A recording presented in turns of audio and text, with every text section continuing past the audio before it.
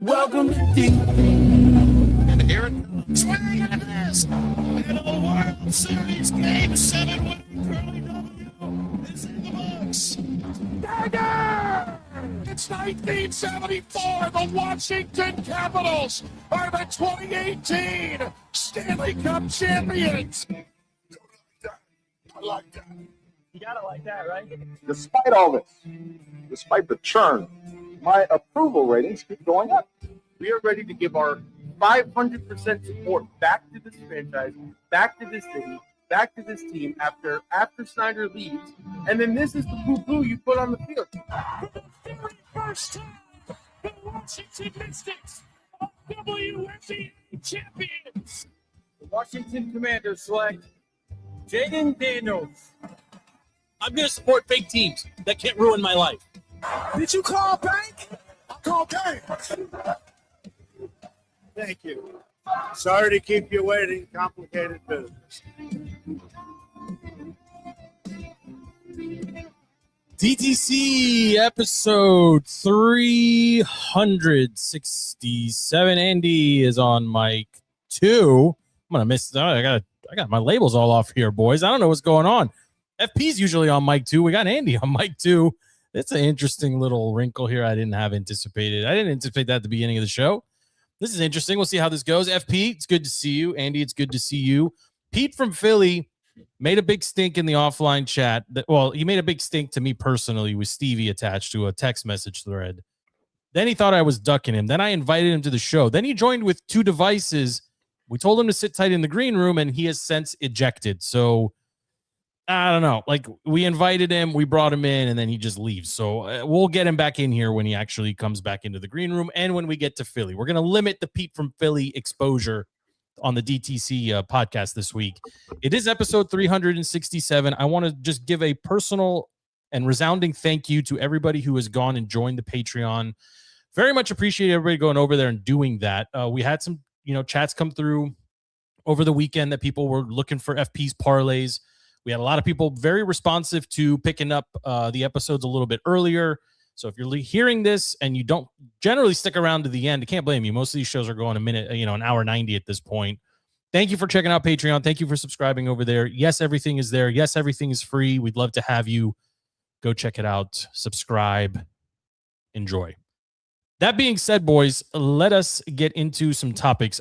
I want to park a solid 10 minutes, maybe 15 on the towards the end of the show to talk about Trae Young coming to the Washington Wizards. I think it's a much bigger deal than I initially thought it was. I know I'm going to get wrecked for this because my initial reaction was no. And as the hours turned into days, it became maybe, okay, yeah, this is a pretty good trade actually.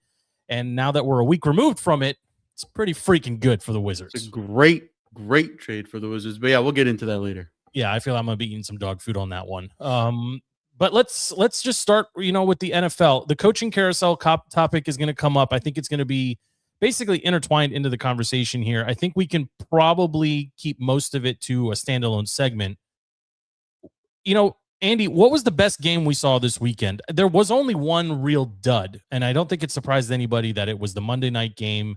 2 duds. Between 2 duds? Who was your second dud? The first dud, I think everybody's going to agree, was Houston at Pittsburgh. Those teams looked like they didn't belong. It was low energy. Yeah. It just seemed like an afterthought.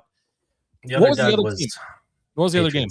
Patriots, Chargers. Chargers just look awful. That's fair. Even though it was a 1-score game most of the time, I mean, it was just boring. It was a dud. It was boring. Can I caveat and say it's like 2.75 duds because the first 3 quarters of the Bills Jags was so hard to really get into it. It may have been the slot that it was in, but it just wasn't really that exciting until it got exciting. You boys are indirectly pumping up the NFC here. I mean, you look at the NFC side of the bracket, the surviving teams, we only got 2 division represented out of 4 teams.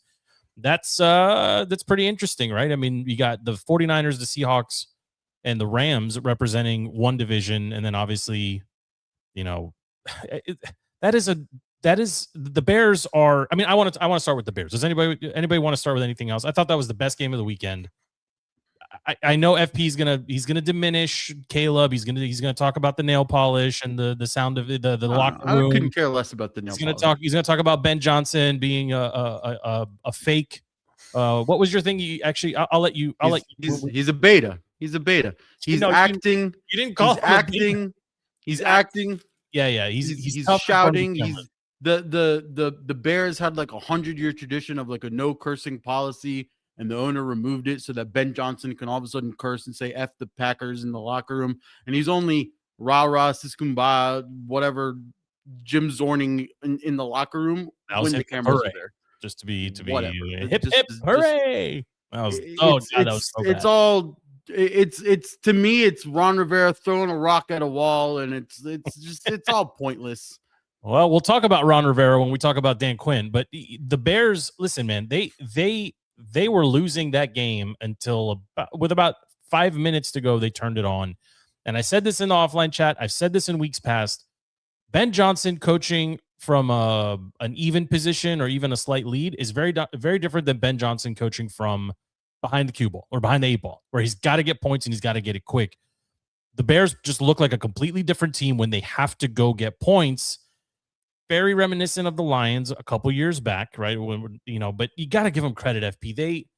They pulled it out, and Caleb made more than one good throw. I know that's going to be your argument. He made one good throw. No, he made several good throws, and that is a complete team with an above-average defense going against Andy's boy Jordan Love.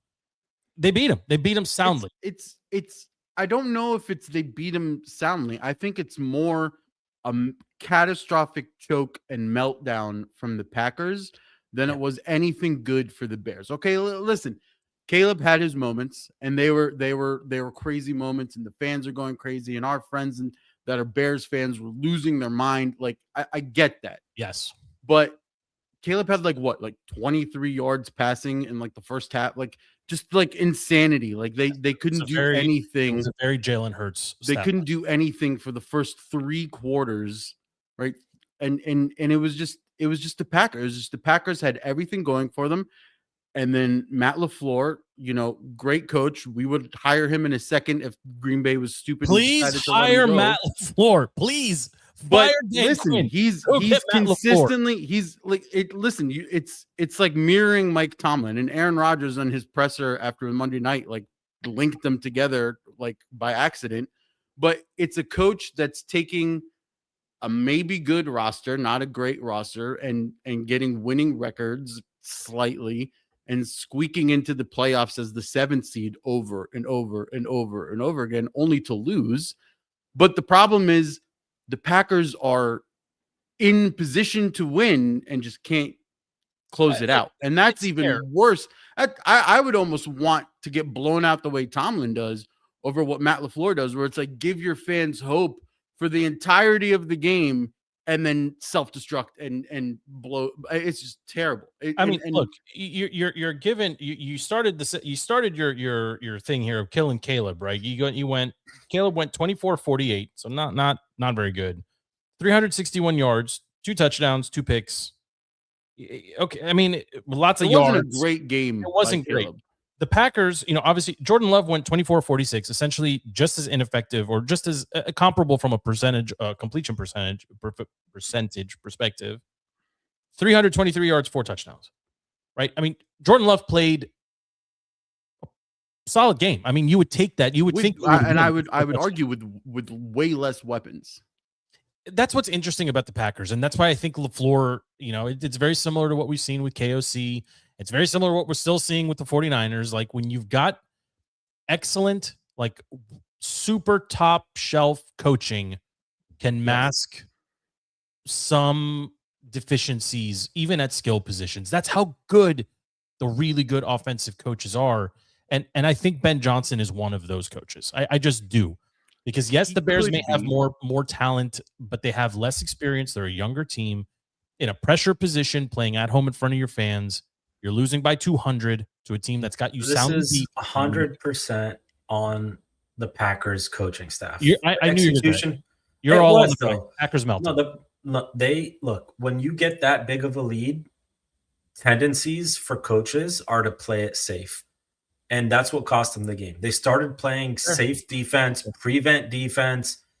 And when you do that, you just let the offense, the opponents get in rhythm, first down after first. And you just you're playing against the clock is pretty much what they were doing. And they lost.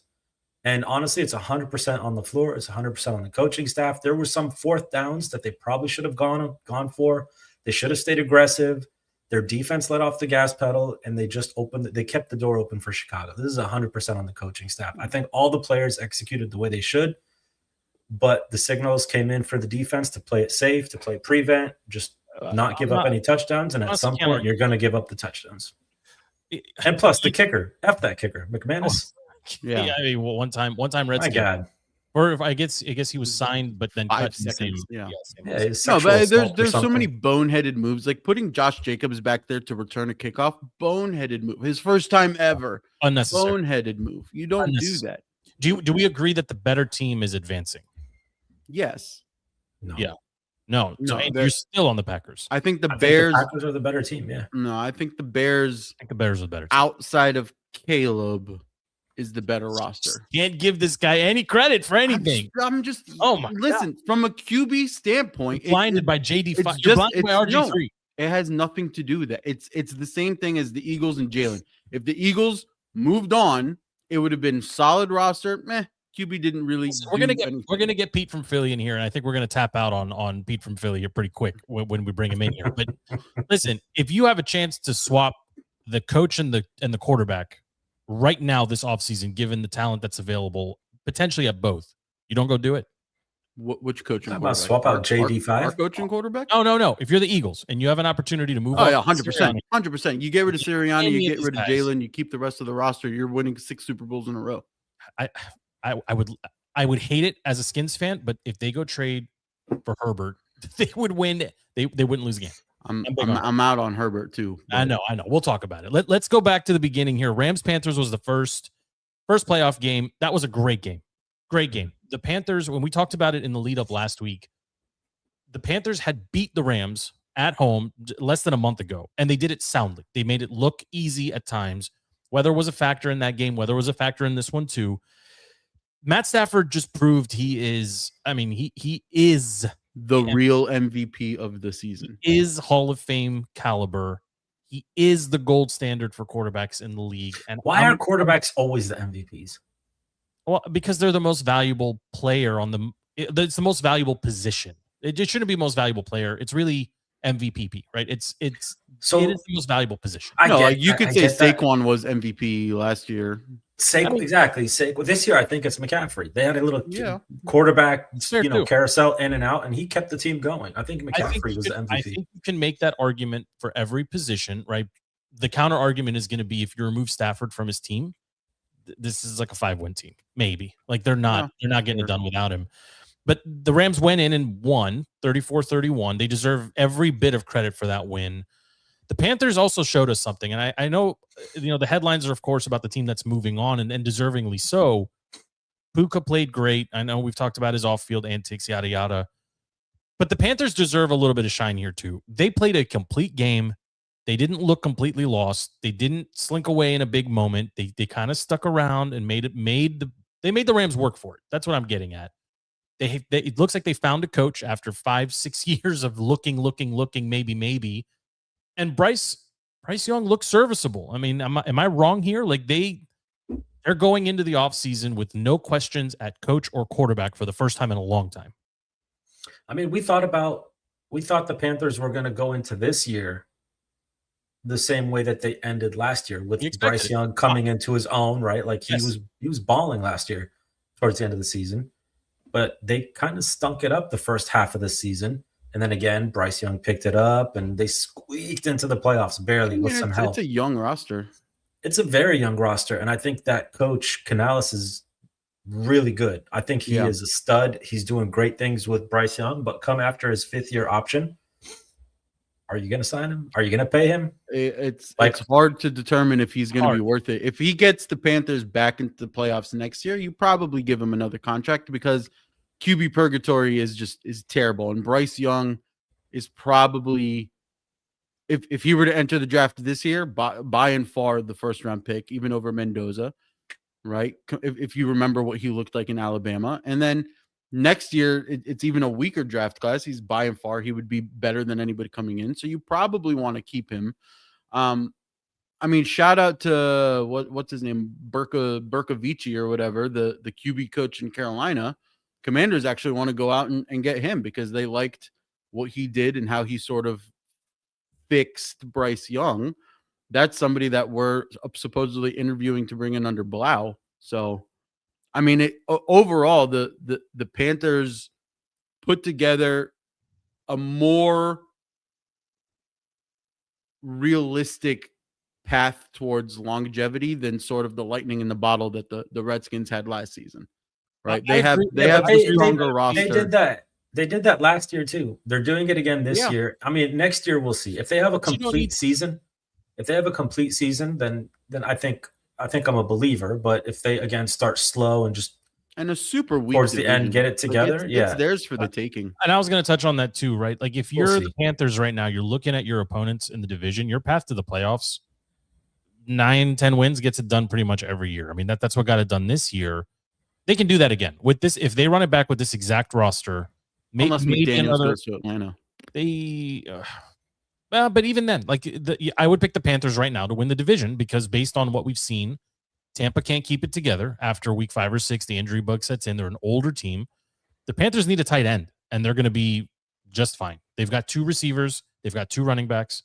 They've got a serviceable quarterback. They've got an above-average defense.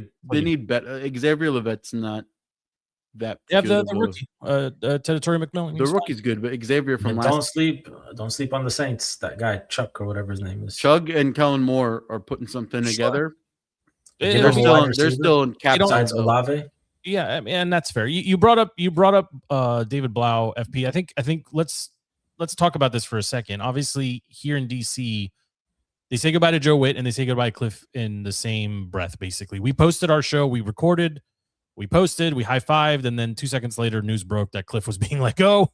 And I'd like to say I told you so because I told you they were going to send a message. The front office was going to send a message to JD5 to his mom. This has nothing to do with Jaden Daniels' mom. Okay, well, mom said we'd like to run it back with KK, and then they turned around and fired him. So maybe not. Stick it to JD5's mom. We're actually going to fire him because of you. Actually, Schraig's trying to avoid the RG3 and my dad situation. No. You are diluted in PTSD, DC media. Do you blame me, FP? Do you blame me? No, I don't blame you, but I'm trying to show you the light. You can't be told the answer and constantly put your head in the sand. Even Schraig's was on ESPN or NFL Network, one of the channels today, who's really good friends with Cliff. And he was like, no, they really did leave mutual, like, no bad blood. I think AP and DQ were like, this isn't the type of offense we want to run. You bring in AP because you're looking at his resume. Hold on. You're looking at AP's resume and you're like, we run 2 minutes ago. And now all of a sudden, no, it wasn't the offense you wanted to run 2 minutes. It's the offense that you needed to bring in. I'm telling you what Schraig said from talking to Cliff. Don't regurgitate junkies bullshit to me. It's not junkies. This is a Joe working theory here. I think they looked around the locker room and they said, we know exactly what we have with Cliff. He's maxed out. Let's part ways. He's probably going to go be a head coach anyway. And you said something very smart yesterday when we were talking offline. They knew that Cliff was basically on a 2-year flyer. Yes. Like if they succeed, he's going to walk. If they don't succeed, they're going to let him walk. So they look around their offensive coaching room and they say, that guy David Blau is probably an up-and-coming star. He's probably going to get called by his former team, the Lions, who fired their OC and are going to want him back. Let's not make the same McVay, Shanahan, O'Connell, LaFleur mistake. Let's keep our McDaniels. Let's keep our talent in our freaking building. Goodbye, Cliff. Hello, David Blau. You are now in charge. If DQ, and in the back of your boy Peter's mind, AP's mind, I think he's thinking, if I got to let DQ go in the first 5 games of the season because of a poor start, DB's my guy. No, that is absolutely...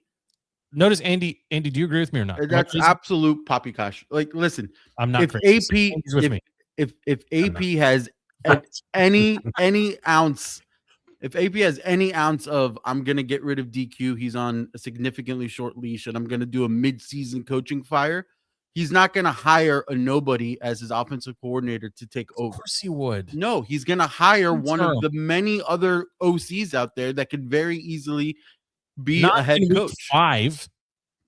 No, right now. I'm saying right now, instead of hiring Blau, he would have hired a real OC. If you're calling for the firing of Dan Quinn right now, I support this 100%. I'm not. Nobody's calling for the firing of Dan Quinn. I'm telling you, You wouldn't rather have Harbaugh?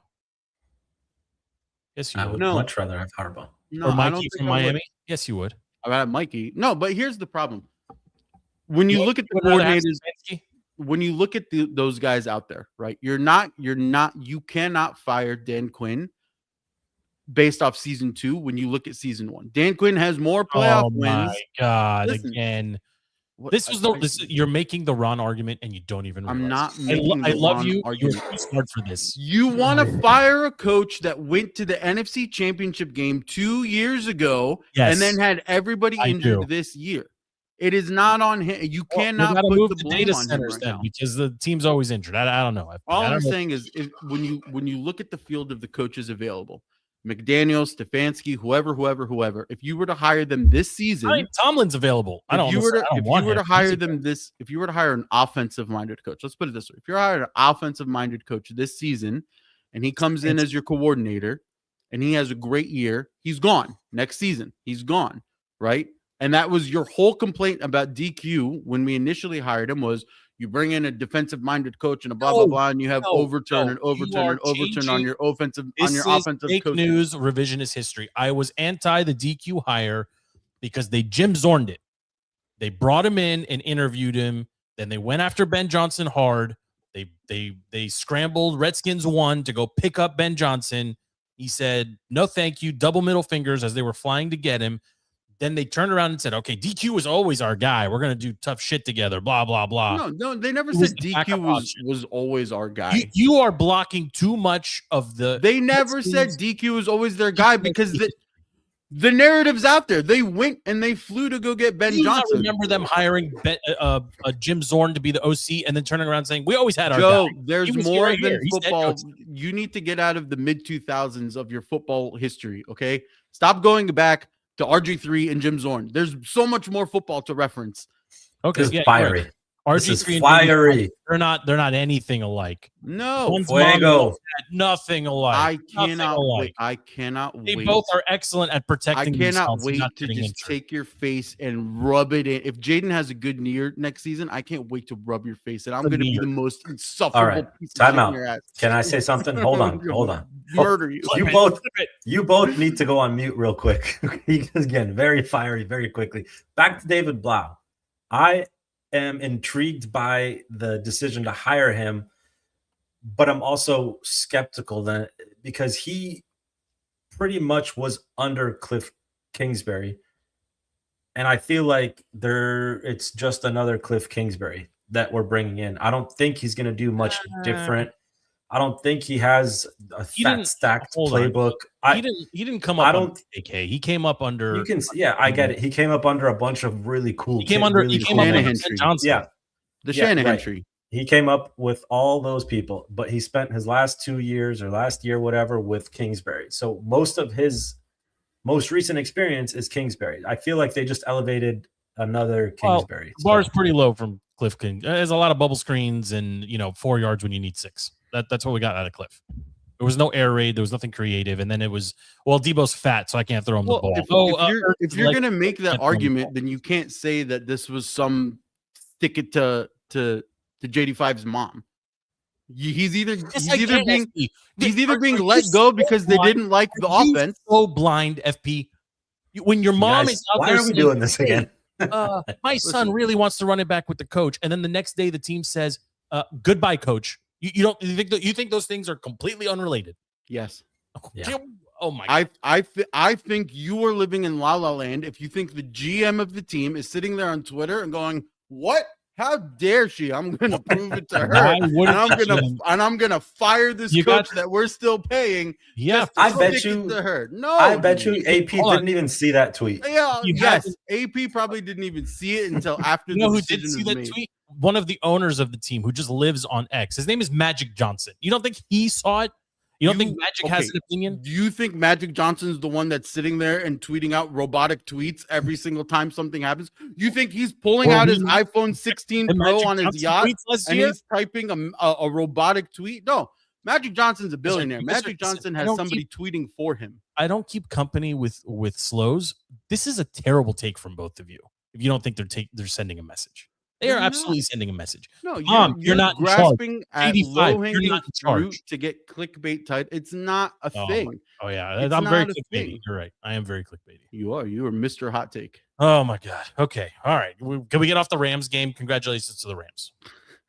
I don't know what to say. I'm bringing the fire today. Okay, I'm not going to let you go. We never even talked about David Blau. This turned into a DQ question. Okay, what do you want? What do you know about David Blau? I said my piece. I would like to hear your piece about Blau. This is what I'll say about Blau. This is what I'll say about Blau. Nobody knew that McVay was going to be a McVay until he left and became McVay. No. Oh my god. Honestly, I'm gonna smash my. What? I'm gonna smash the mic. You knew that he was. You knew that he was going to be boy wonder offensive genius before he got hired by the Rams. You knew that. No, you did not. Everyone knew that. He didn't have just one interview. FP. He was being courted by multiple teams immediately following the season. You know who else was about to be courted? I'm gonna rage by multiple I'm gonna pull an Andy and just quit. You know who else was about to be courted by multiple teams? David Blau. Okay. I wish we had instant replay. That's what I said literally 4 minutes ago. I said they made a move to dump Cliff Kingsbury so they don't lose the talent in their room named David Blau. And you said, no. They don't care about that. This regime does not care about the mistakes of the past regime. They're not going to look at Dan Snyder and Bruce Allen and be like, oh, look at all the mistakes they made. Bruce. Don't give him that respect. Sorry, Goose. They're not gonna look at the mistakes made and be like, oh, well, we need to make sure to keep our fan base happy. We don't make the same mistakes. They're gonna run their own show. That's it. It's a huge schism, and we are in a new regime. We're in a new owner. We're in a new GM. They are not relating themselves to the past Redskins. AP is referencing his time at the 49ers, his time at New England. Right? Harris doesn't know shit about anything. He's just a billionaire. He's just going to do what he's told. They don't care. They don't care what the DC media cares about. We're making these connections. Do you think the dude that left for the college head coach job, Tavita Pritchard or whatever his name is, 100% he would have been OC? You think he was next to be OC, but because he's gone, they went with Blau, who was under him? Yeah, possibly, or maybe they keep him if they keep. But no, well, yeah. I mean, I think that's an interesting point, right? Because Blau goes from like random Gatorade getter to quarterback assistant quarterback coach, whatever, right? And now he's the offensive coordinator. Like maybe it could not. be for continuity. I mean, it's definitely for continuity for JD. You can't get lost in the titles of who.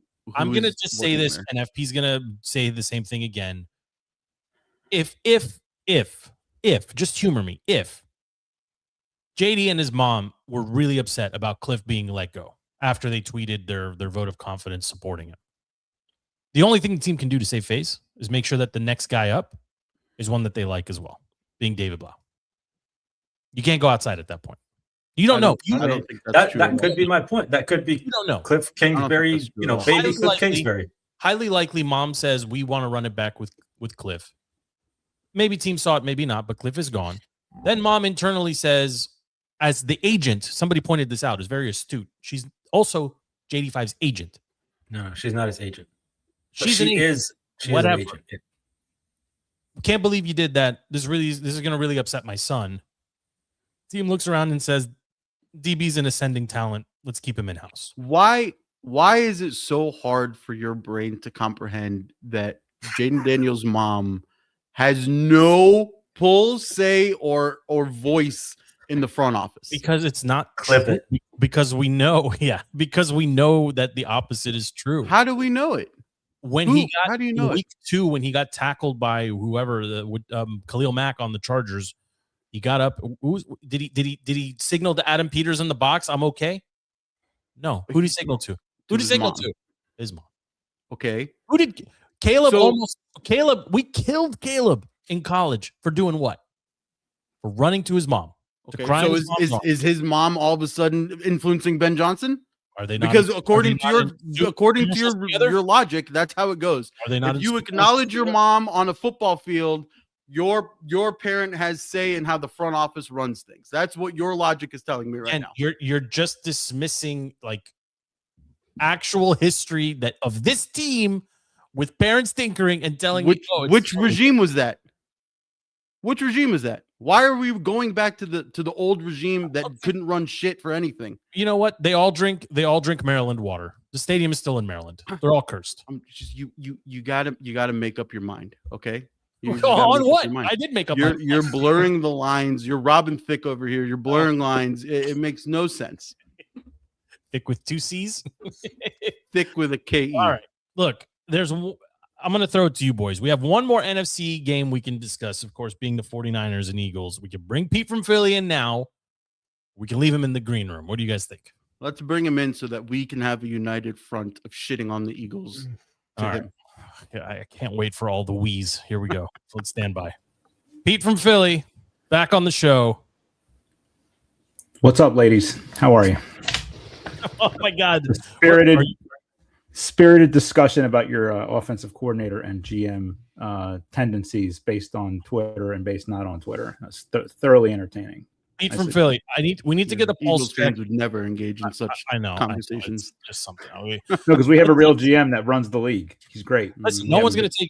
I don't think any of us are going to take shots at the GM. The GM is doing an amazing job as a division rival. It's painful, but that's the truth. Sirianni's a bag of shit, and Jalen Hurts is 100% agree with you. I love that, and Jalen Hurts is a extremely overrated quarterback that can be upgraded. I don't know about. I'm not going to challenge you on that point, but go ahead. What you can't challenge me because of my show, but Sure I'm going to can. ask you a question. I can absolutely challenge you on that. What do you do with Jalen? Because if you upgrade, here's my position, Pete. Mhm. Upgrade the quarterback position, whether or not you keep Sirianni, the team is infinitely better and immediately reloaded to go again. Jalen is the weakest link for me offensively. Am I completely wrong on this? Yes, you're completely wrong on this. Okay, what's the weaker link on offense? Right now is our offensive Yes. line. It played like absolute dog crap this year because they were hurt. Lane Johnson missed the last 5 games. The record without Lane as the right tackle is abysmal for this team. They could not run block because here's what happened this year. Last year, they could block. We had Milton Pete, Williams. This is not a show about Philly sports. I understand, but what I'm telling you is it's not the quarterback. He has some responsibility in this scheme. Can you be He doesn't impartial? want to hold on. He doesn't want to run. That's a problem. He's got to run. He's got to use his legs. It's an advantage for him. Okay. But the scheme that he's been told to call is awful when you can't block up front. It's as simple as that. Are you buying that Jalen was confused, caught off guard, upset about that fourth down call at the end of the game? I mean, that was making the rounds. Do you think he was? I think he looked at his 2 coaches like, this is the play, which we've already run twice on this same drive, 4 verticals, which is exactly the only thing that the 49ers defense could cover all game was 4 verticals. Yet their linebackers, who were like guys off the street, couldn't cover like dog doo-doo. Okay. And how many times we threw over the middle? Like twice in the whole game. Awful scheme. I'm going to be honest. I don't think Jalen Hurts has the IQ to realize that they were running 4 verts for the 4th time on the same series. I think he was told to play and he was like, all right. No. Look, I think he realized. problem. I think FP. He absolutely saw the realized ball and he realized this is not going to He's work. like, these guys are morons. That's what he realized. He Well, saw then the they're call. really Yeah, big morons. if a moron- They are. Jalen Hurts calling you Listen, out. I'm telling you that. I'm telling you. That's why they fired Kevin Patullo today. Easy fire. The guy sucked. He's not They good at his didn't job. technically fire him. He might still Well, whatever. be on He's staff. no longer the offensive coordinator for next year. True, Whether they put him in the basement or in storage room B with the cockroaches, I don't care. I don't want to see that Big Dom call the plays. Okay. Oh, cheesesteak on 3. 1, 2, 3. Listen, Big Dom could call better plays than they called this year. I'll put that forward. Right Listen, now. I've been trying to hate on Big Dom all season. I'm kind of growing to like him. Like I don't know. Like That guy's great. I kind of like an idea of just a big fatty just roaming the sideline, handing out food and going to visit injured players in the hospital. I mean, No, he actually keeps players out of jail. Is actually his real job. Is what which I understand. Very Sopranos of him. But let's let 100% it is. Pete, just talk to me about Jalen here. Like there is a high probability that the team could upgrade that position. I just think there is. I mean, it may not be through the draft. With who? Who are you going to put in there? Well, I threw it out at the beginning of the show. I think GM Harbaugh in LA is going to try to move Herbert. I think he's going to try to move Herbert. I wouldn't take Herbert. Herbert's cooked. Well, I mean, he's hurt. He doesn't play well. He's not one. Don't put me in a position. Don't put me in a position to agree with Pete. But yeah, Herbert's not. Herbert has won 0 playoff games in his career. All right. Jalen Hurts was the Super Bowl MVP 8 months ago or a year ago, but for a questionable holding call in the other Super Bowl, he was the Super Bowl MVP in that game too. And I don't know if you guys remember that game. He outplayed Mahomes in both Super Bowls. Okay. And let me tell you something. With the 22 hold on. He also managed to complete 0 passes in the second half of an NFL game. He also managed less than 20 yards in multiple games this year. And he can't throw. He cannot throw accurately down the field. He can't do it. You have amnesia. What are you talking about? He's throwing dime balls on go balls all season long. They are not dime balls. They are schemed wide open. The Devontae Smith touchdown in the Super Bowl was not a dime. He's throwing to back the end zone. The one where he had to outstretch and adjust in air.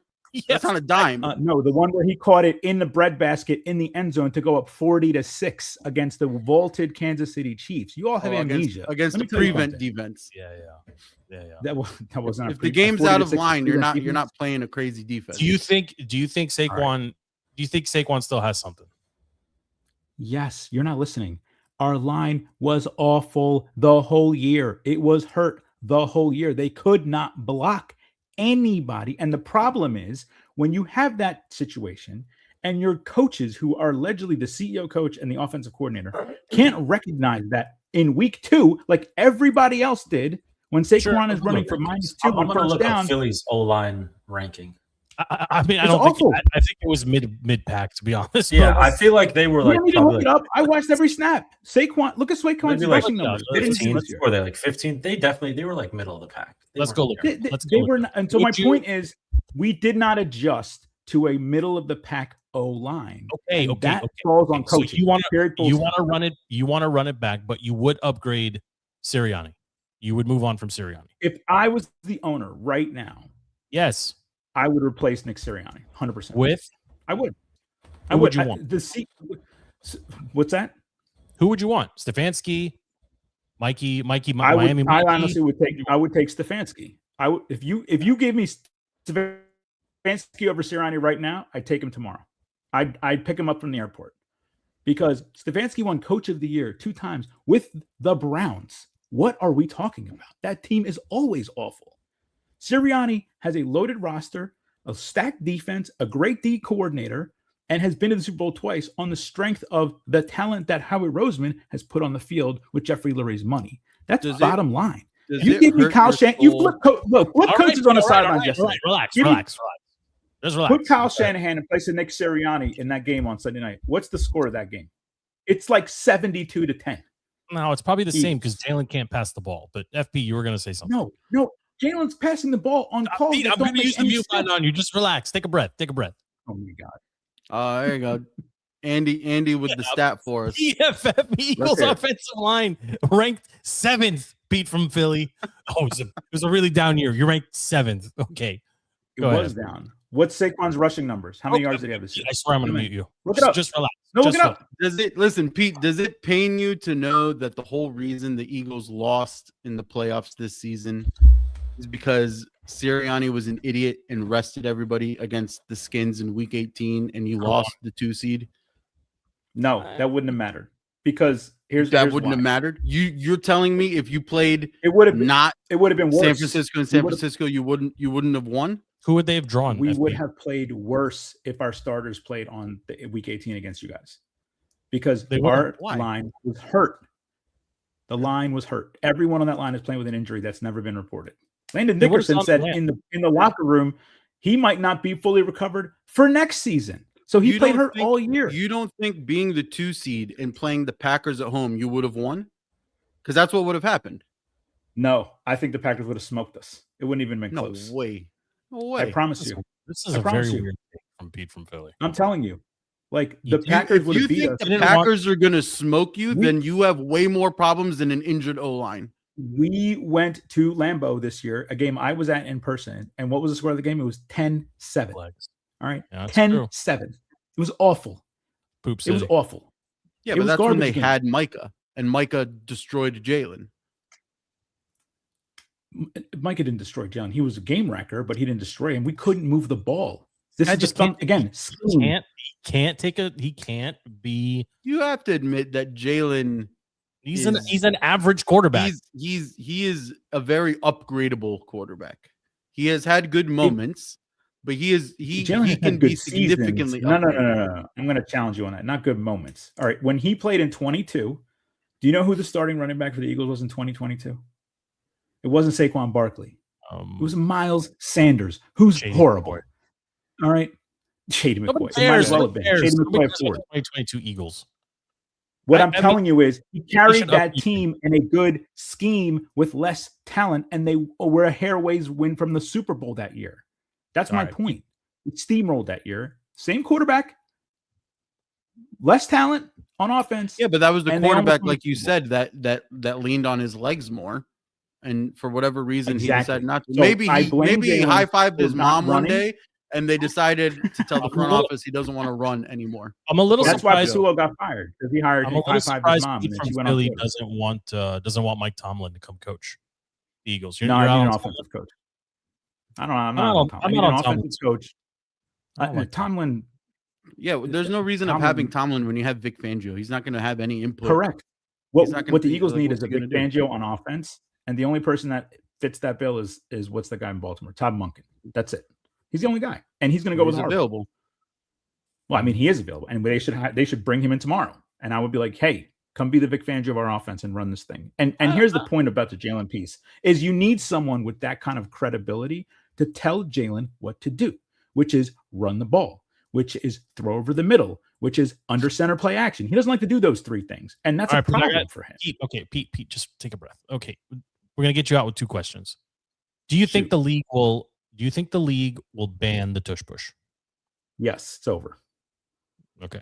Next Do you think question. that's good? Well, I'm going to follow up with that one. Do you think that's a good idea? Like, You know, forget it's about really the funny you Eagles mention running that because is it a good idea? I don't think it's a good idea per se because it can be an effective play. And you know who ran it really well this year is the Bills, and The they Bills. were the biggest proponents to get rid of it. That's how they beat us. They beat us with a tush push in Buffalo, and like no one wants to talk about that. So, do I think it's good for football? I'm indifferent to be honest with you. I'd rather Okay. see more creative plays on 4th and 1 than just shoving guys forward.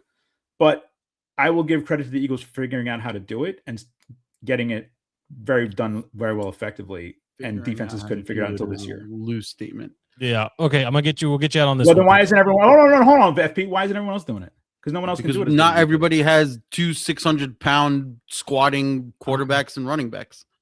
So they took figure the out how to advantage of do the it. personnel is what you're trying to tell me. So that sounds like a good Yeah. scheme for that one. You're- player. you're right. It's Jalen- falling apart because they're also paying attention to your entire O-line false Jalen- starting and not playing it correctly. Jalen is better at from the tush team whose push. guy flies over like Superman, thinking that's going to do something and give up a touchdown in the Jalen- playoffs. Okay. I mean, it worked. Jalen is better at tush push than actually throwing the ball down the field. And I he, disagree for with whatever you. reason, this year he wanted to be a real quarterback. You know, mommy, look, I'm a real quarterback, and it didn't He work. wasn't a real quarterback. They didn't make him throw anything. So I'm telling you, you guys aren't listening. You guys aren't watching these games. I get it. You don't need to watch them. I'm not watching I last see two him- games.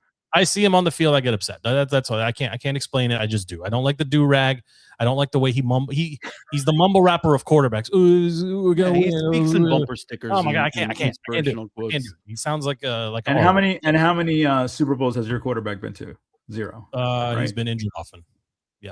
Last Okay, year. two more and they got questions. Wow, great flex. You're They gonna got smoked. ask how many How many times points did are you give up in the two- championship game? How many points was in the Just championship game? Was it just relax. 75? Yeah, well, you know what? I'll take your argument. Our entire O line was injured. Yeah. Listen, We had fat your Debo O-line was running injured, back. and You your know who quarterback- our running your back quarterback was? can't stay healthy. Austin Eckler, and he sucks. Like, what are we talking Pete about from here? Philly. Pete from Philly. Your quarterback can't stay healthy because he's reckless with the ball. You don't see the RG3 repeating itself all over again? Or I'll no? tell you offline why I think we're doomed. But that's a separate conversation, Pete from Philly. Give us your Super Bowl prediction, Pete. We're down to this is the best weekend of football coming up. Who do you have in the end final Super Bowl? I have the Rams in the NFC. I just think they're too talented on offense. The AFC, I was going to pick Buffalo, but they're banged up. I don't think they can make the run. I don't like Denver. I don't like Knicks in high pressure. We'll see what happens this weekend. Sounds like a Patriots vote here. And I can't. I don't want to get there in like the worst way because they have such a soft schedule. But they blew out the Chargers and then that's a game we're supposed to win that way, and they took care of business. And I will go to town with Mike Vrabel as a head coach, and I just think he can. I think he can get them there. I really do. And I hate to say it. It pains me to say who wins. Rams, Patriots. Then I take Rams because they have the experience. They have the better coach. They have the offensive coach. I think their personnel and defense is better, and I think it's too soon for the Patriots. All right, last one. On experience. Last one. We're going to say goodbye. Give me an early prediction of who wins the NFC East next year. I want you to say Cowboys because that's my pick. I think that team is super close to being really good. You know what it is about it depends on two things. Who's their defensive coordinator next year? Did they hire anybody yet? I don't think they did. No, but because it's they were like better because they fired Eberflus. So they're immediately they were like the third. What was it? The third worst. They could hire nobody better defense. It was something. Hire Joe Whitback and be better. If they have a good defensive coordinator, then they can win the division. And the counter to that is if we hire a for real offensive coordinator, we can win the division. Look, I think Dak was criminally underrated throughout the season. I think he played. Their offense was scary. Nobody wanted to see Dallas in the playoffs. They were scary on offense. I was terrified. Who wins? Their defense can't stop anybody. Early prediction. Who wins it? The division? Yeah, next year. FP, you're drunk. Somebody mute him. I'll put my money where my mouth is. Let's make it interesting. I say the Cowboys are going to win the division next year. I think AJ Brown's gone, and I don't think they're going to find a real offensive coordinator. If they run this back, AJ can't be gone. He's too expensive to cut. It's $20 million against your cap if you cut him. He's there. You'll be reading books on the side. We're not going to cut. We're not cutting AJ, but I don't think he's going to be here next year. You're not going to get trade value for him. Roseman would never do it. Listen, if it's a matter of addition by subtraction because of the way he played this year and 3 drops in that game yesterday, which were just lack of effort plays, I'm sorry. Like, that was awful. Like, you're the best guy in football and you don't talk to the media for 5 weeks because you don't want to face up the fact that you stink. Get out of here. I don't need you. All right, Pete. I don't need that. Calm down. All right. We're going to bring you back in at the beginning of the season. Maybe before then, actually. We could probably get you back in when we get to the Super Bowl.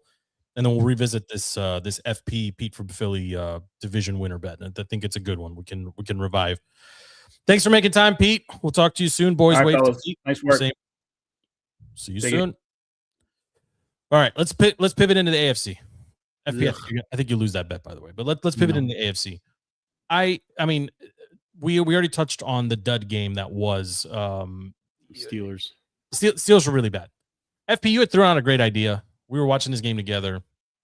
In a situation like that, they should just cut both teams or remove both teams and then just vote on one team to bring back, like Jacksonville. Like Jacksonville gets tagged back in to play at the Patriots. Or, I like your even crazier idea, we just collectively vote to bring in the Bengals. The Bengals could go into Foxborough this weekend and win. I'm not out on the Texans because of how good that defense is. And I'm still pretty low on Drake May. And I think that Texans defense will give him a lot of trouble. If the Chargers defense gave him a lot of trouble, that Texans defense is going to confuse and destroy him. It's fair. I think if CJ Stroud remembers that he doesn't suck. Yeah. If he remembers that he doesn't suck, and it depends on Nico with his concussion protocol, whatever. It's not a terrible matchup because it's going to be a boring game. It's going to be a defensive game again, but it could go either way. Justin Herbert, by the way, while we're still on the duds. Caps just tied it with 1:35 to go. Yeah, Thank you. Justin Herbert, if you watch the all 22, he had some terrible misses. They could have been up 3 touchdowns if he. I mean, you can put a little bit on the O-line, but there was some, if you're looking at the all 22, where he had the time and he could have made the pass and they could have scored easily. Something about Justin Herbert, he's the next Phillip Rivers of the next generation, where he's going to be good regular season Hall of Fame quarterback and then just not be able to get through the gauntlet ahead of him in the playoffs at any given season. And the irony is that he is on the same team. Like he has that same general trajectory. They're going to have some 11-win seasons, some 12-win seasons, maybe a 13-win season, and then they're going to get to the playoffs and they're going to get repped up. I mean, 0-3 in the playoffs is a pretty bad mark. I think they could have schemed a little bit better. I mean, their O-line is completely injured. Yeah, and if they get a good OC, they could have schemed a little bit better on this game, and I think they kind of left them out on an island. I don't think Harbaugh, or whoever their offensive coordinator is, really helped him out at all. They need to get him a big body weapon. They had the two receivers or nothing. Whole linemen. They had 2 offensive linemen that were injured. That rookie and then some other Joe Alt and the right tackle. Yes, those are some big playmakers. And also give credit where credit's due. The freaking Patriots defense is aggressive. They're fast. I mean, they play hard for Vrabel. Drake May doesn't make mistakes. Yeah. Diggs and Booty are a good. I mean, you want to talk about that's still a Belichick foundation defense. Don't fall short on that. Fair. That's still a really strong build. They just got used wrong last season. But they didn't play like that under Belichick. Okay, I just wish we had Christian Gonzalez or Gerard Mayo. Yeah, I knew you. He is probably the best quarterback in the league. Yes, he's up there. Yeah. He's way up there. And we didn't take him. No. I want to talk a little bit here before we close on about the Bills and the Jaguars game. That was a great game for anybody that watched it. The ending was tremendous. The first 3 quarters or first 2.5 quarters, not so much.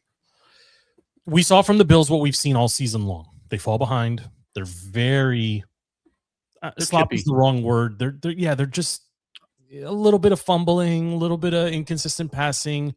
They really don't have a receiver. They have 3 tight ends and a quarterback that can't, just when he's run, like he is so talented. And Stevie's, I mean, everyone's in love with him. Stevie first and foremost. I feel his girlfriend. I feel that's true too. I feel like they're gonna hit a wall in Denver. I just don't see this working in Denver. I think that defense is better than what they faced. And frankly, Jacksonville, I'm a little disappointed, to be honest. They were red hot going into the playoffs. They were flirting with top 5 positioning going, the back half of the season. We kept referencing them and talking about them. 3 talented receivers, 2 talented running backs, a quarterback that was making no mistakes, and a coach that was really creative, and it got really vanilla really quick. I mean, at least that's what I saw. You're at home. Like, this was a very winnable game for them. I was a little. I think it was just the immaturity of the team, and there was some questionable things. Like me, I love De'Ami Brown. To make him a healthy scratch, BTJ has kind of fallen off the map entirely. I mean, Jacoby Myers, he was good in the regular season, and he kind of disappeared. Parker Washington, insanely great game, and he's probably gonna, like, in fantasy terms, he's probably gonna be like a first round selection. That's how good I agree. It has been.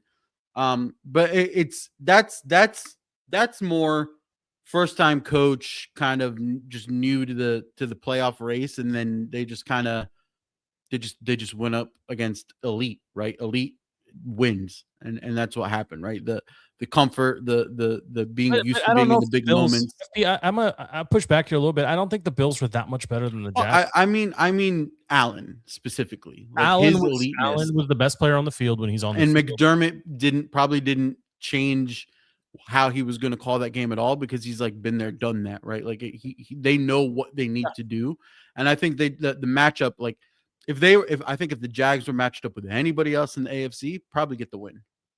I mean, I don't think they would have removing Denver. No, they probably could have beaten the Patriots. No, not the The Patriots are playing really good football right now. Like, Yeah, really. so are the Jags, but I think the Jags And had they would have beat the Texans. They would have beat the Steelers. There's some teams they would have beat. yeah, they would have beat the Chargers. I mean, I mean, all right. Well, we got the matchups basically set at this point. Let's make a little predictions here. Let's just go in order. Bills Saturday at 4:30. Bills are at the Broncos. I'm riding with Bo Nix. I got the Broncos winning this game. Andy, what say you? Denver has Chicago Bears tendencies. I feel like Bo Nix doesn't really play till like the fourth quarter. They make some crazy comebacks. I'm not sold on how dominating their record shows that they should be. I'm going Bills, unfortunately. Sorry, Joe. Sorry. I know you got some Denver ties, but I think the Bills probably right size or put Denver back to kind of bring them back to reality, I guess is what I'm trying to say. So I'm going Bills. FP, where are you at on this one? I'm going to kind of piggyback Andy. I think if the Broncos start slow, which they have done all season, you can't start slow against the Bills. It's just too dangerous.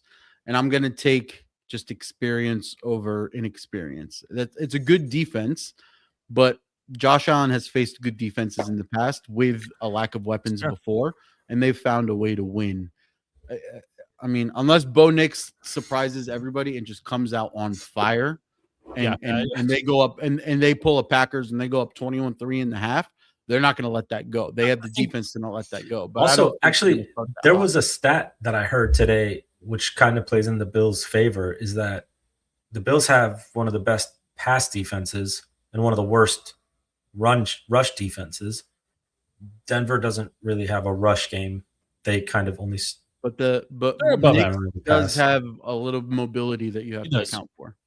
They've got tight ends that can catch the ball, and Sean Payton knows how to scheme an offense. So, and they've had time to sit and watch games. From a coaching matchup, it's going to be a huge test. Good one. Yeah, this is a good one. This is more of an emotional hedge for me. I think I could argue either team. I just feel like the Bills are on borrowed time, and I'm just trusting my gut here. I'm going the Broncos. That's the 4:30 on Saturday. 8:00 on Saturday. 49ers are at the Seahawks. This one is much tougher for me. I'm gonna trust my eyeballs and not Sam Darnold.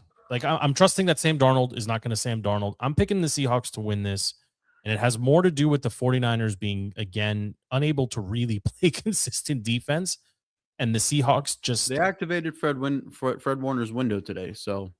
Possibly, I mean, maybe he's there, but I don't see them covering in Jigba. I don't see them hanging. Seattle, Darnold could go out there and throw the ball 10 times, and Seattle could win by 2 touchdowns still if they just run the ball and eat up the clock. I'm going Seattle on this one. FP, where are you? When the Niners played the Seahawks for the 1 seed, the Niners came out and they played a style of offense to account for their injuries that sort of scrunched up Seattle's defense and brought their corners in from playing, deep ball threat. And I think they were leaning more on McCaffrey than they were on Brock that game. And Seattle's defense was just ready for it, right? And they had 9 guys in the box as opposed to 7. And I think Kyle Shanahan learned from that game.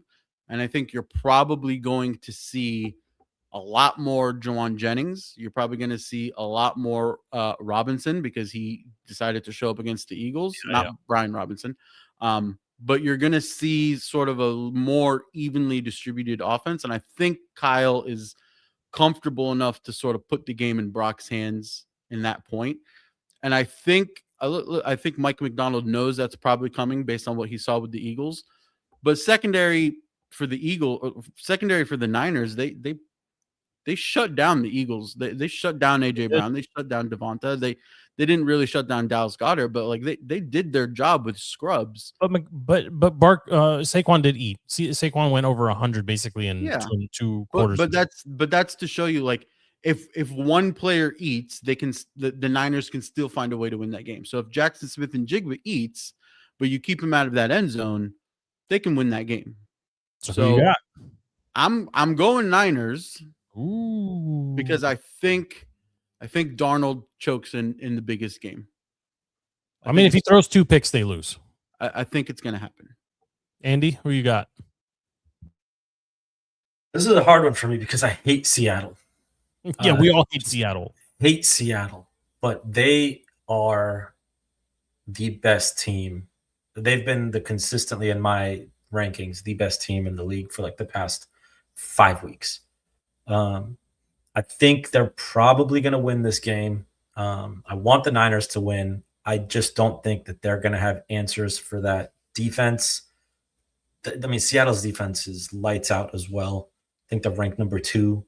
That dude, Iman Wari or whatever, he's just a freak. Yep. And then on the offensive side, like they don't need much from Darnold, like you said. Like run the ball with those 2 guys, Charbonnet and Kenneth Walker. Get the ball to Njigba a couple times, just like manage the game. And I feel like that's the recipe for success. I think they're going to win, but I really want the Niners to win. It's hard to beat a team 3 times. The division matchup plays a huge part. Absolutely. 3:00 on Sunday. Texans are at the Patriots. This one's easy for me. Give me the Patriots. I don't think it's easy. I don't think it's easy, but I think the Patriots are going to win this one. I just don't think Houston has enough on offense. I mean, what we watched against the last night when they played Pitt, like it was terrible on offense. The Patriots can go get points whenever they want. Defense scored more touchdowns than their offense. I think. If CJ Stroud just has one drive where they get a touchdown, just one drive where it clicks, and he's rookie season CJ Stroud, they can win this game because the defense will help them. The defense will help them keep whatever lead they potentially build. What's the offensive coordinator's name? The quarterback whisperer in New England? Josh McDaniels. Sorry. Yeah, thank you. He clearly knows how to coach up a quarterback. Yes. In his system, yes. In his system.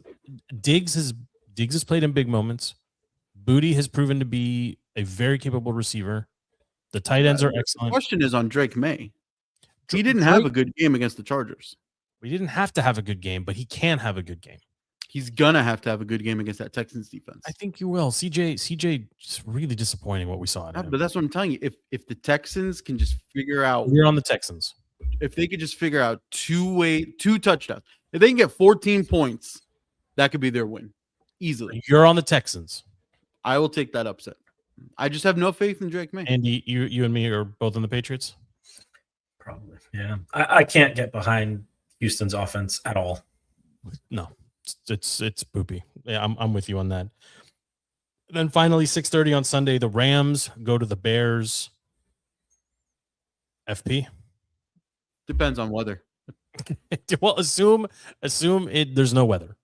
Well, it's gonna be cold. It might be windy. It might be snowy. Stafford will not play good in that weather. We saw that firsthand. We saw that with the Eagles last year. Yep. So in clear conditions, you're going Rams. In poor conditions, you're going Rams. Okay, so you're Rams either way. I mean, everything I said bad about Knicks and May multiplied by 10 for Caleb. I just don't believe in him. He's gonna have a sloppy game. You're probably gonna see BSJ have a phenomenal game somehow. I just don't believe in Caleb at all. Forbes is Forbes on Rams? No, but yeah, BSJ is Chargers. Forbes. Yes, Forbes. Yeah. Andy, who wins this game? Look, I thought the Packers were going to beat the Bears. I have no confidence in the Bears. I think they're not good. They're just lucky. Like other teams, for some reason, just take their foot off the gas. And I think hopefully McVay and that team and that coaching staff understands that you cannot. But at the same time, the Rams haven't really looked like the Rams, right? They have kind of not been dominating as they should. This is probably a very winnable game for Chicago. But I just don't believe in them. I don't think they're good. Good weather. Who Rams? Good? Who get you go? Rams and both. I think Rams. I think it's going to be intriguing to see established boy wonder and McVay go against up and coming boy wonder and Ben Johnson. And I think McVay is going to have a couple wrinkles up his sleeve to counter Ben Johnson's wrinkles. I'm gonna say Caps just won. something- Caps just won. Everybody. Capitals won. I'm gonna say something that's probably gonna upset you both. I love the Rams. They're Why gonna would that lose. upset me? They're gonna lose They're this not game. gonna lose. The Bears are gonna win this game. I think Ben Johnson learned a valuable lesson against the Packers. You got to come out with your heat to start the game, not to end it. They're at home. They're riding high. That defense is underrated. I think they can win this game. I'm going to pick them to win it. I hate myself for doing it because I love the Rams, but I think the Bears win this game. The Commanders' magical season came to an end when they went up against a solid top to bottom team in the Eagles. I think the Bears are going to go through the exact same heartbreak that we went to just one game earlier. And I think their magic is going to run out. And if they do come out fast and they do come out strong, then they're going to be like, oh, well, we've proven that we can win cardiac style the last 2 minutes. I don't think that they're going to be in a position to do that with the Rams. All right, I got two more things I want to come back king. Two more things I want to touch on, and then we'll go. Any of the coaching removals, firings, step downs, any really catch your eye? I find it fascinating that the AFC North just said goodbye to two of the longest tenured coaches in the league in Harbaugh and Tomlin. You know, and it seems like Tomlin stepped down or mutually stepped down. I think had the Ravens won that final game of the season, Tomlin would have been fired, and had the Ravens lost the game against whoever Texans in the first round, I think you would have ended up in the same spot. I think both those franchises were waiting. One of them was waiting for the other to blink. Now both have blinked. Both of those coaching changes actually honestly surprised me. I don't think either of those. I mean, Baltimore might be an attractive post. Pittsburgh is not. Like, who wants to be the next coach after a long-term tenured coach like that? That's a tough. The only reason Pittsburgh is attractive is because they have shown patience with their coaching staff. So whoever they bring in, the same. Whoever they bring in for both of those teams, they're going to get a solid 5 or 6 seasons to put it together, to build their roster their way. I don't know if I buy that, because the Patriots had a guy for 20 years and they moved on from him to Mayo. Well, that's the caveat, right? If they come out and they completely shit the bed and they're a 2-win team, maybe you revisit it. But it also depends on not record, but what the play looks like. The Patriots play last season was just terrible. Okay, I mean, so did any other of the moves? I mean, we got Pete Carroll got let go in Vegas. We have Miami Mike got let go in Miami after they met, and it seemed like he was safe. He was let go. I mean, LP's in the chat saying, you know, the best destination would be Pittsburgh. I think the best destination is Vegas. I actually think it's Tennessee, and I think that's why they're going to lure Harbaugh in, because you have $100 million in cap space. Cam Ward has a high ceiling if you use him correctly. Tiny market, great city, very tiny market. They're about to get a brand new stadium. Sure. I mean, I think that is an attractive destination, and it's an overall weak division. If you go to the Raiders, you're going to have Tom Brady meddling. You have some weapons, right? Mm-hmm. But no, you don't. It's hard to build a strict, strong team in a Vegas. And it's one of the strongest divisions in football. So we're ignoring the most likely destination for him. Arizona. The Giants. Harbaugh? The Giants? Yeah. The Giants. He could end up volatile though. And Harbaugh wants to control who the GM is. So I don't think that works. I don't know if he can. I mean, I don't know the intricacies. I don't care about him and his control over everything and the GM and stuff, but it's if you were having Dart and Scattaboo and then Neighbors come back and in our division, like, I mean, it's that defense wasn't atrocious. That defense was pretty good. It's a good team to coach. I think also we're forgetting how good of a destination the Falcons can be, right? Sure, you have a little bit of a question at quarterback. You could ride Kirk. Maybe you get something out of him. What are the open positions right now? You're absolutely right, because that team has some talent too. Although I think a lot of talent. Atlanta's open, Miami's open, Pittsburgh is open, Baltimore is open, Cleveland is open, Arizona, Vegas, Tennessee is open, Arizona is open. So eight vacancies. There's one more vacancy. There's 9. There's 9 vacancies. Giants. Thank you. That's crazy. 30% of the league is available for looking to hire. That is freaking wild. With a 2-time coach of the year. Where would you go? Harbaugh plus Tomlin plus Mike McDaniels. Yeah, I mean, if you like the first coach that gets hired.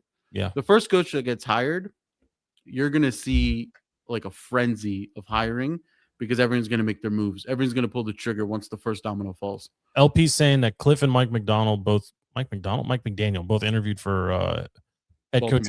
Yeah, that's weird too that they're interviewing both at the same time. LP saying he would go to New York.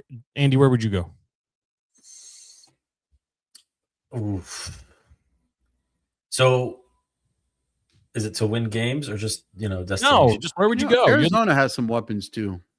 What I'm asking, I'd go to Miami. Why not go to Miami? Okay, you go to Miami. Yeah, okay. But if I want to go win a Super Bowl, there's some talent in Miami too. I mean, let's not kid ourselves. Off the field for sure. Yeah. Oh my God. All right, FP, where are you going? I mean, you got to take Baltimore, right? If you keep Derrick Henry, if you keep Lamar, if you get one more weapon in a draft, you could fix that defense easy. They were pretty injured. I think Baltimore's probably with Lamar. You got to look at it. Who's the best quarterback that a coach would inherit? It's probably Lamar. It is Lamar. Yeah. Yeah. I mean, everywhere else it's a project or starting over. Although maybe Dart is promising. Yeah. All right. But also Raiders are getting Mendoza. Yes. Raiders are a good spot. I'd go to Las Vegas too. Cam Ward isn't terrible. It could honestly. There's it's like the worst time to get fired, but it's also like the best time to get fired because everyone else is being fired. Could you imagine if we had this coaching pool 2 years ago? No, don't even get me started. FP's gonna get really upset. No, Dan Quinn is not Ron Rivera. No, he's a really good guy. He don't see past his hat and his weird mannerisms and that he's 60 years old but wants to be friends with 24s. It's all totally normal, Andy. Totally normal. It's all good. It's all good. He's doing a great job. Great job. Last topic, and we're going to get out of here. And I know I'm going to eat some dog food on this one. The Wizards trade for Trae Young last week. Let me just give you the timeline here. The news breaks. No, the rumors start circulating. I am very vocal and say, I don't want this loser on the team. No. Trust the process. Keep tanking. You've got a nice core here. Figure it out. Then it picks up steam. Then it actually happens. And I am full all caps. No, thank you. This guy's a bum. Blah, blah, blah. Then a day passes, and I start actually reading the headlines FP sending my way, and I click in and I actually look at the articles and look at the stats. It's like, man, I know I hate Trae Young, but he is kind of a really good passer, and nobody really plays defense, so who cares? And they didn't give up any draft picks. He's not worth the money, but this doesn't really hurt. And then they're going to shut him down, so they keep losing. Yeah, I kind of like this trade. And within 24 hours, I was on the completely opposite side of this world. I went from I hate the guy and I hate the trade and I hate the idea to no, this is pretty freaking good. Dawkins, he deserves the front office deserves a tremendous amount of credit for trading two pieces that don't factor into your long-term plan into one piece that might. And you really didn't lose anything. I think it was LP that sent the article where it was digging into how the Wizard front office has excelled in one specific category, and that was asset management. Flipping those players that you're talking about and just accruing all of these draft picks while also drafting all of these young potential future all-stars or defensive players of the year, etc. Its future is bright in Washington, and bringing in somebody like Trae Young. Yes, he doesn't play defense. He doesn't have to play defense when he's surrounded by everybody that only plays defense, right? Or excels the most at defense, right? And you're going to see Sar and Bub and the other Trae and everybody sort of just rise. Their game is going to be elevated by just having Trae on that court, facilitating and probably being the best point guard that we've had in a very long time. And I think it's going to work in the way, if you're envisioning it the way the front office has probably looked at it, is they're saying, let's bring in Trae, let's have him improve or improve the offensive skills of all of our players, right? Kind of help them get into their own groove. rehabilitate his image and turn him into a valuable trade piece before the 27 season when he's due a contract. Dish him out, get whatever picks you can get for him, and continue building the way we wanted to build. And I think that's basically what's going to happen. Yeah. And if he turns out to be all-star Trae and he truly needed a change of scenery, don't pay him too much. I don't think he's going to go and demand Supermax. I think he will have a coming to reality and know that he can get paid, but he doesn't deserve Supermax, and you can probably afford to keep him if you can structure correctly, and you can keep him. If he shows that he's still all-star Trae and can do everything that he did at the beginning of his career, okay, great. You haven't lost anything. But this year he cannot play. No, he's shelved for the rest of this season. We're not going to sacrifice that top 8 lock. Yeah. We're not going to sacrifice it. So, do you like the trade? I mean, I love the trade. Okay, I love the trade. Okay, and Andy, where did you end up falling on it? You can't hate the trade, even though you might hate the player. Doesn't fit the scheme. Doesn't really fit what we're doing. You can't hate the fact that we gave up. What's his name? The team. We're not really sure. We're not sure how we're going to use you yet. Crispert, and who? McCollum. Yeah, McCollum was helping us win. We had to get rid of him. CJ was playing real minutes and contributing. Like literally, in what world do we live in where we give up Crispy and 85-year-old CJ McCollum for Trae Young? Yeah, you gave up an 87 Pinto and you got like a GT Mustang. Okay. Breakdown of what was acquired in the Beal trade, of which one piece was Jordan Poole, which now has become, I saw that graphic. Yeah, I saw that graphic. It's tremendous that they were able to get out of Beal. And I actually love the fact that Trae came in and picked 3, because now there will never be talk in the future about potentially doing anything with Bradley Beal's jersey. LP, what did McCollum say? LP in the green room. He was talking about how good the front office has been to him, to his family, what they're doing there, the decisions that they're making, clear, honest communication with the players. Like when you have somebody leaving a franchise, especially Washington, where everybody for so long in the NBA said that's where you go when you mess up, for him to be like, no, they're fixing it. Like that's a completely different front office now. That's huge, right? And you're gonna get players coming in and they're gonna see.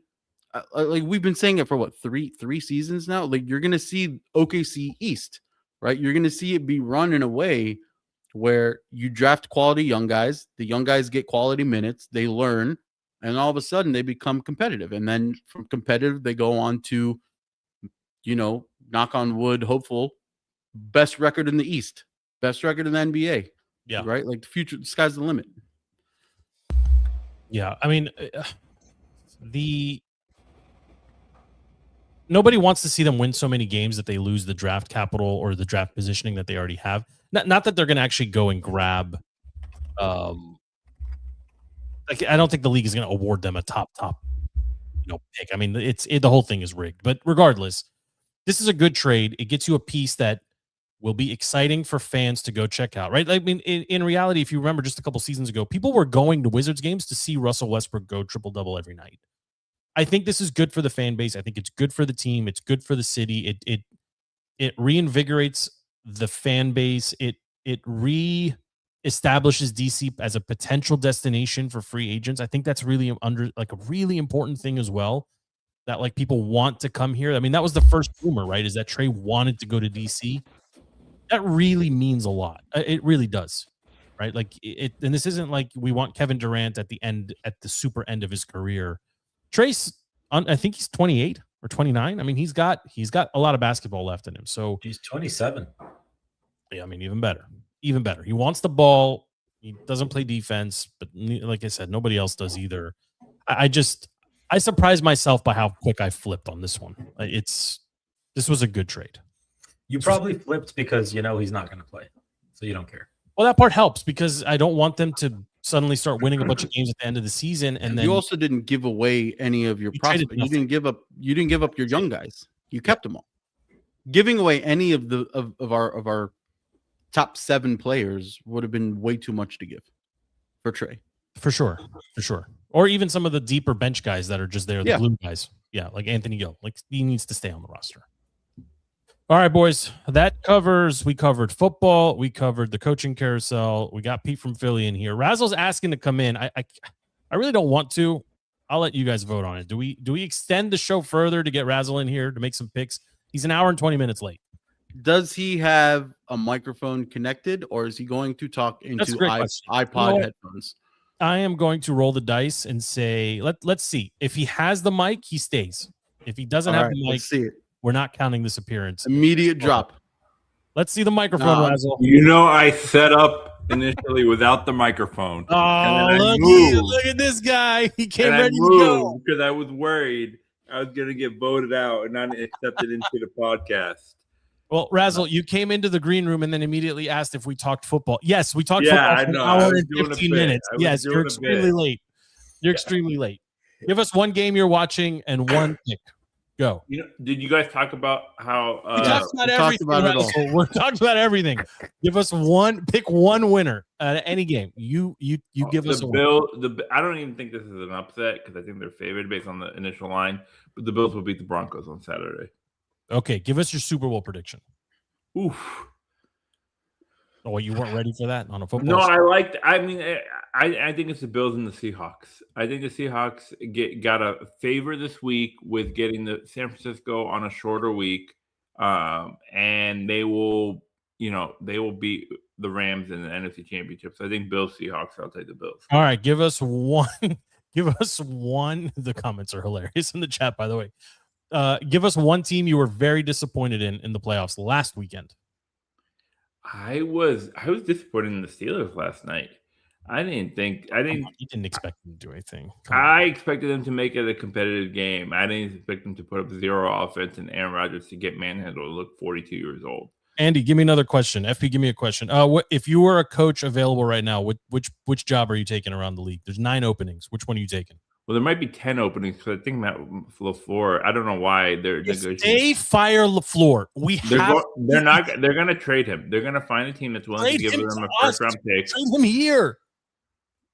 God, I hate Dan Quinn. And I hate that FP is going to just continue to carry water for him. Listen, he's cool, bro. We're going to go do hard stuff. I have the sounder somewhere. Here, I'm not going to say you keep Dan Quinn over LaFleur. I'm not going to say that. I'm going to give myself a little grace and allow one swear word here because I've done a good job so far. This is your guy. I haven't had any, and I swear a lot. But there is nothing I enjoy more than doing hard shit with good people. And these guys, I don't understand why this upsets you. I'm just reminding you of who you're carrying water for. You want Tomlin instead, who's like, if I'm eating soup with a fork, then I'm actually a spoon or whatever bullshit he says. My aunt had male parts should be my uncle. Get out of here! You would get. Joe. You would bitch about any coach this team hires within 2 weeks of any season. That's just who you are in your soul. That's not, guys. I don't want to do the whole coaching thing again. Sorry, I'm not. But I'm going to answer your question, Joe. Okay. The number one job, if I were a coach right now, and I'd be lining up for, I would go up 95 and stop. I'll say New York. I'm going to say the Giants. You have a young rookie quarterback. You have a rookie quarterback on a rookie deal. You have a defensive line and a pass rush that is up there. You have a star wide receiver. And you have nobody knows what Neighbors is going to look like when he'll be fine. You have a 4th place schedule coming up this year. Scatterbo will get another 5 concussions next year. I would take Giants. I mean, give me a better job, you guys. I mean, you don't want to go to Baltimore and deal with Lamar. I want to go to Vegas. I want the number 1 pick. I want a 5-year runway because I don't have a quarterback and I can do it. I can trade Max Crosby. You want Tom Brady constantly meddling? The Raiders constantly flip through coaches year after year after year. They went from and they paid them to Antonio Pierce to 95-year-old Pete Carroll. And they pay them everywhere else. You're going with a quarterback. They're still paying John Gruden. If you go to Miami, you're stuck with Tua. If you go to Baltimore, I don't think Miami's a great job. I don't think Cleveland's a great job. I think maybe Tennessee is maybe a dark horse. you have a running back, you have maybe one receiver, you have the best tight end in the league. Have a very good tight end. I think McBride is better, but yeah, you've got a good tight end. The same exact thing actually can be said about Arizona. You've got excellent weather. You have Arizona, you don't want to inherit Kyler and the mess that comes with Kyler. Chiefs are on the way down. The Chargers aren't scary. Like that's a good spot. Kyler and Tua will not be on their teams. No, they shouldn't be in the league. Yeah, but they have I'm saying you also have complicated contract structures in place where it's not easy to get rid of both of them. Either you're gonna have dead cap with Tua, or you're going to have anyway. The Dolphins are setting up. That's why the Giants are the best job available right now. Dart on a rookie. That's why John Harbaugh is going there. Media. Yeah, it's bad for us if Harbaugh goes. Harbaugh will not go to New York because he wants to control the personnel and he wants his GM in the building. So I would challenge for whatever reason, the GM of New York has Harbaugh text tapes on the owner and will never get fired. Why wouldn't he go coach with his brother in LA? Because he before. What is he? Nobody needs to hire a special coach. There was a rumor that there was a dark horse that was named today for Harbaugh, Tennessee.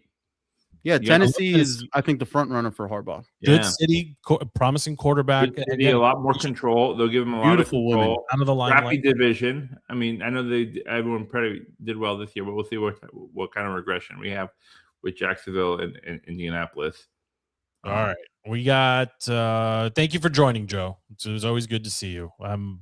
This is my time. I love the NFL playoffs. That would have been really helpful to come and share with us an hour. You guys are running on your own schedules. I can't keep up with you guys. 8:30. We delayed the start. I was falling asleep. Like, please, anybody get on here. I can't do it. I've had 7 Coke Zero seasonal holiday creamy vanilla things. These things. Did you guys talk about David Blah or Blow? How do you say the last name? It's Blow. Wow. But Blow. Yes. You guys talk about David Blah. No, just let him say. We can't go into a 2-hour podcast because Razzle was late. Okay, I'm out. I'm done. Yeah, it's over. It's over. The final. Thank you for listen to the show. It's on Patreon, Razzle. Yeah, that's right. You know what? I'm moving the goalpost. You need to come on once a month, and you need to be a member on Patreon, or you're dead to me. Did you guys talk about? I'm kidding. Yeah, I'm going to kick you out. I'm going to kick you out, Joe. All right. Final announcements here. The movies have been picked. We are watching Mountainhead for OMC, and we are watching. That's the new one that nobody has seen. Petey swears by it, and then we're watching Along Came Polly. So those are the 2 movies going into the next OMC. Book it. Don't have a recording date yet, but we will figure that out. This is show number 367. Thank you to everybody who's been checking out the podcast. Thank you to everybody who's moved over to Patreon. Appreciate you very much. You can reach us there. There is a chat feature there. We do see it. I will figure out how to respond more frequently and faster, but thank you again for everybody that's engaging over there. For everybody else, the show remains free and available on Apple Podcasts, on Spotify, and anywhere else you get your podcasts. For FP, for Andy, for LP, who's in the green room, and for Razzie, who came late, but he showed up anyway, and we appreciate it. Have a good night. We are out. We will see you next week.